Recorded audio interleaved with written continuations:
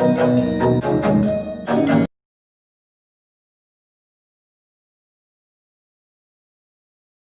everyone. Today we will discuss exercise 7.2. Before doing 7.2, one more concept I tell you, that is factorial notation. What is factorial notation? Basically, suppose I am saying this n, this is the symbol of factorial, right?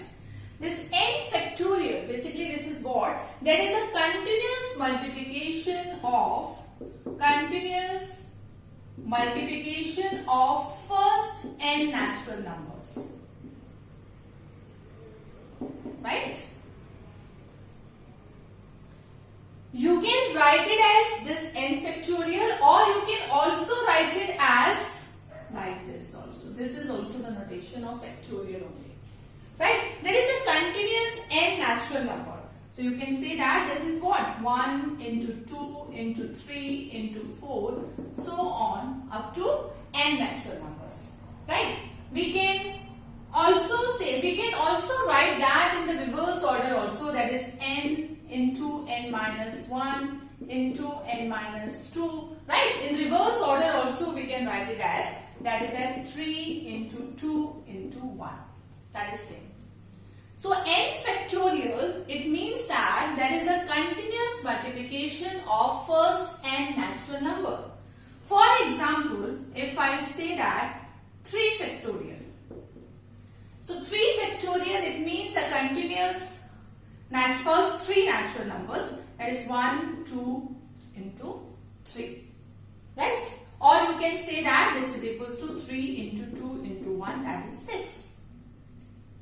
4 factorial, that is what? 4 into 3 into 2 into 1. 5 factorial, that is what? First 5, 5 into 4 into 3 into 2 into 1.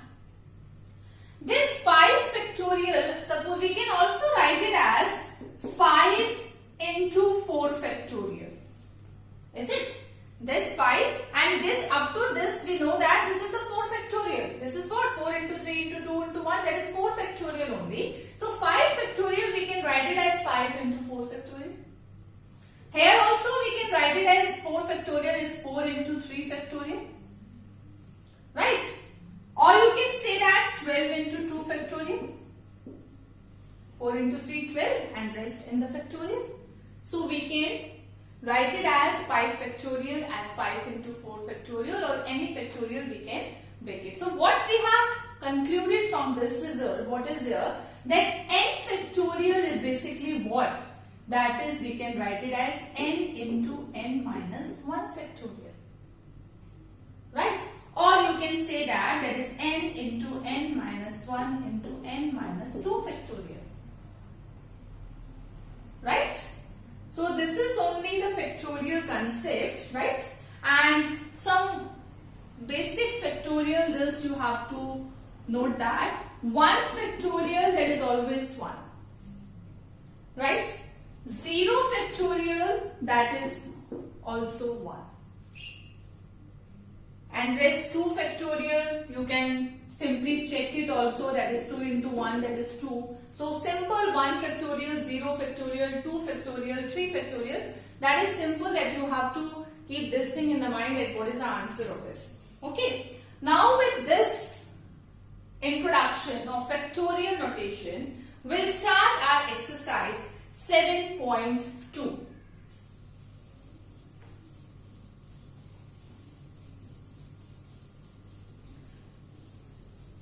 So what is question number?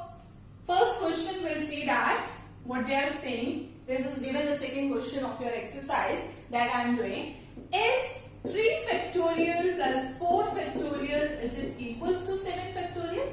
We have to check this. So what we do? We'll solve it both sides.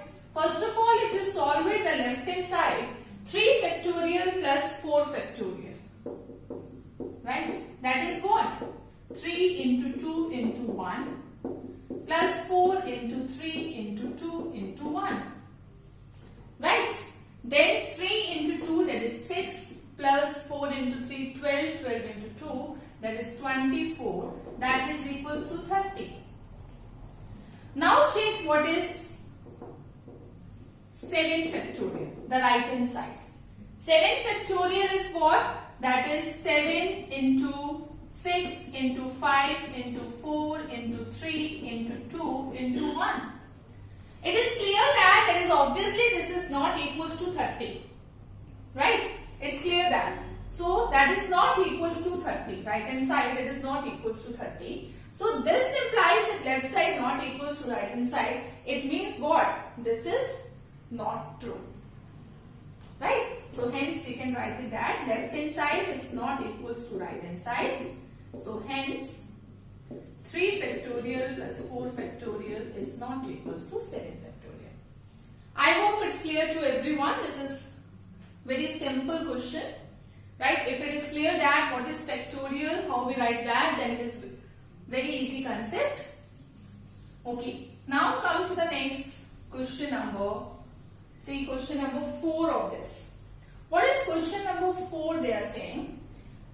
If 1 upon 6 factorial plus 1 upon 7 factorial that is equals to x upon 8 factorial, then find x. Okay, so we have to solve it. We have to solve for x basically. So what is given that 1 upon 6 factorial plus 1 upon 7 factorial equals to x upon 8 factorial. So we have to solve for x. What we do? We'll multiply both sides with 8 factorial this, and that is just I am taking this as 8 factorial upon 6 factorial, right? And 8 factorial upon 7 factorial, that is equals to x. Now we have to solve it. How we solve it? If I write 8 factorial as 8 into 7 into 6 factorial, anything wrong in this? We can write this 8 factorial as 8 into 7 into 6 factorial.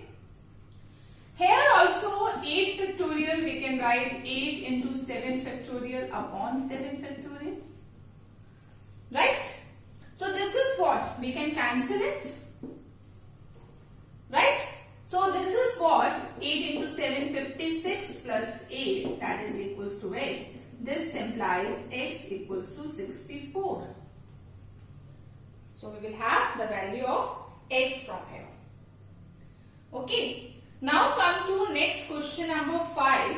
What they are saying, evaluate n factorial upon n minus r factorial. There are two parts of this question where value of n and r is given, right? In the first part it is given that n equals to 6 and r equals to 2. We have to evaluate this if n equals to 6 and r equals to 2. So it's very simple, just put the values. So n factorial upon n minus r factorial, that is equals to what? What is n? That is 6 factorial, n minus r, that is 6 minus 2. It means what? 6 factorial upon 4 factorial. So that is what? 6 into 5 into 4 factorial upon 4 factorial. We can cancel it. That is equals to 30. So whatever value of n and r is given, we have to put the values in this, and just by the factorial notation, right, we can solve it very easily. So I hope this is clear to everyone. So only this is given in exercise 7.2. So with this our exercise 7.2 is over. In next lecture we'll do exercise 7.3 that based on permutations. Thank you.